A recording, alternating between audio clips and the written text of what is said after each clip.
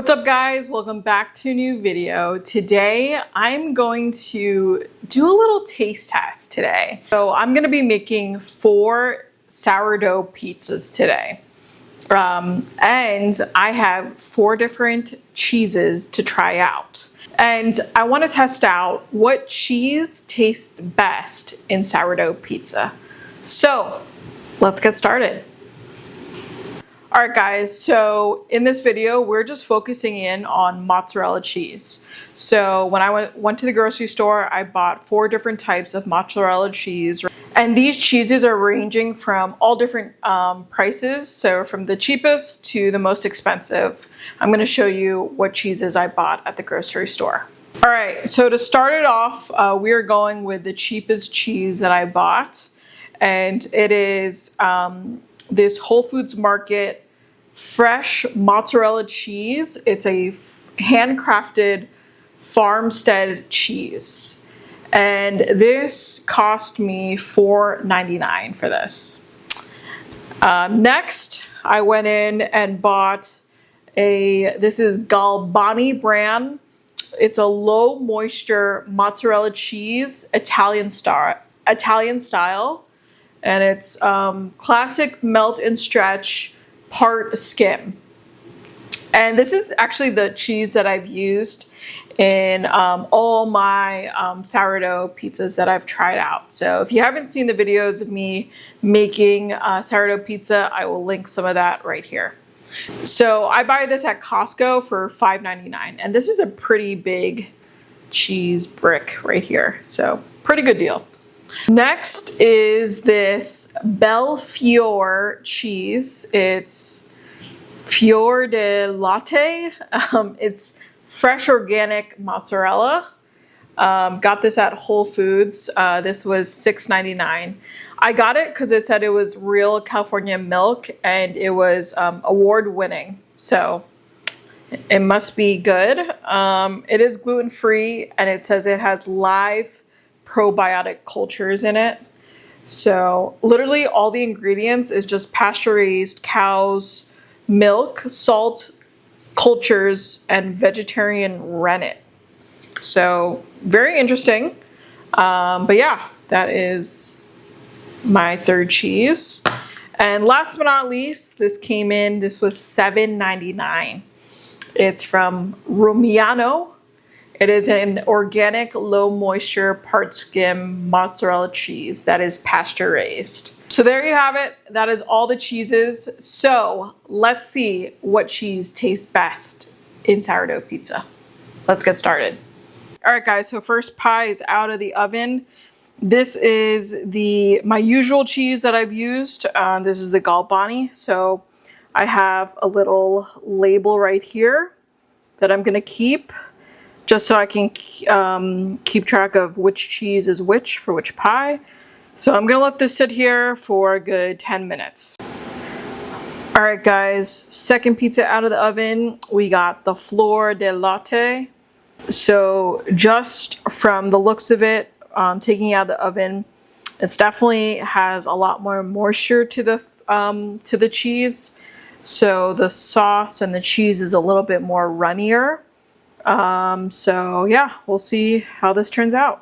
I forgot to film the Whole Foods cheese before cutting it, but this is one thing I noticed. Same as the second one, it was a little runny, and so there's not really much of a lift happening. So yeah, we'll see. All right, guys, this is the Romano pie, and as you can see, I ran out of pepperoni, so I only did like 3/4 of the pizza filled with pepperoni. But so far it's looking pretty good, so we'll see how this all tastes. So that's all the pies. So I'm gonna let this cool off and then we're gonna do a little taste test to see which pie tastes the best. All right, guys, so here are the pizzas. We got the ģalbani right here. This is the flor de latte. This is the Whole Foods one. And this is the Romano one. So let's give this a taste test and see which one tastes the best. All right, guys, I have a special guest here to help me do the taste test. So we're gonna start out with the ɡalbáni slice. Like I mentioned before, this is the cheese that we typically use for our pizza. So this should taste pretty similar. So one thing that I noticed right off the bat is that the lift is really good. And the cheese melts really well on that pizza, as you can see. So let's give it a taste test. And it looks very crispy too. Mm-hmm. Oh. Yep, that's really good. Next, we have the ɪ़ṛqᴜɪʀɪᴇ걱. As you can see, it kind of flops a little bit. And I think, like I mentioned before, the cheese was a little runny. So when I was taking it out of the oven, it was actually just moving around throughout the whole pie. So yeah, let's give this a little taste test.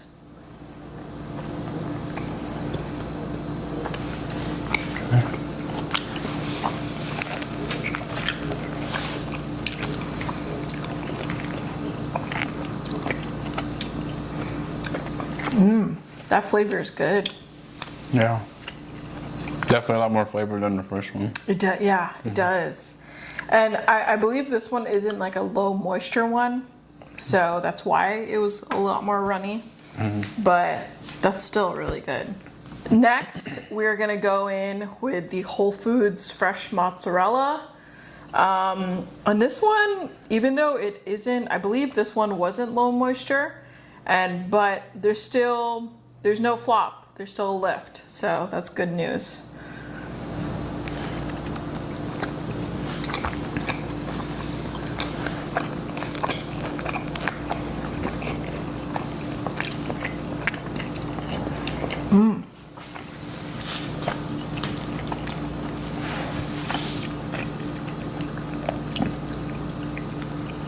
That's good. Yeah, no, that is good.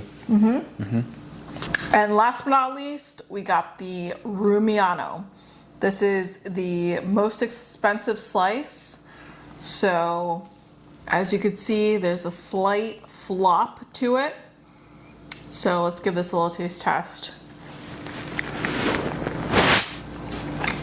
That looks very flavorful.